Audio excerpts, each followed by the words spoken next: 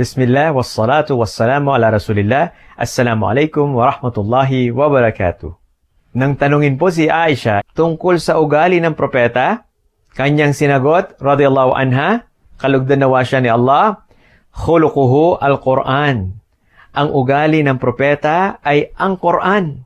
Kaya naman, anuman ang utos na mababasa natin sa Quran at ito ay ating ginawa, ay bahagi iyan ng mahusay na pag-uugali. At anuman ang mga pinagbabawal na ating mababasa sa Quran at ito ay ating nilayuan, ay bahagi ito ng mahusay na pag-uugali. Hindi mo na kailangan bumili sa bookstore ng mga libro na how to have the best character, etc. Sayang lang ang pera mo. Heto, ang Quran, libre.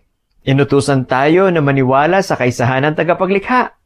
At wala tayong sasambahin kundi siya lamang. Sumunod tayo sa huling propeta, si Muhammad sallallahu alaihi wasallam. Ati'u Allah wa ati'u Rasul. Sumunod kayo kay Allah. Sumunod kayo kay Muhammad sallallahu alaihi wasallam. Inutusan tayong magdasal 5 beses ang araw.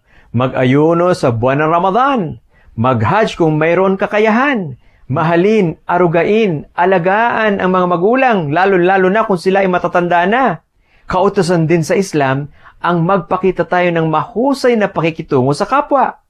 At kahit sa mga hayop ay hindi pinalampas dahil kasama din sila sa pagpapakita natin ng mahusay na pag-uugali. Pinagbawal ang magtambal ka sa pagsamba mo sa nag-iisang tagapaglikha o ang tinatawag na shirk. Pinagbawal ang alak, baboy, sugal, pagpunta sa manghuhula, o kaya ay sa mangkukulam. Ito ay mga gawain ng Satanas. Ang pangangalunya, ang pagtitinda ng haram, ang pandaraya, ang panloloko, ang pagsisinungaling, ang lahat ng ito ay ipinagbawal din. Kaya dapat nating layuan. Nakita niyo po ba mga kapatid?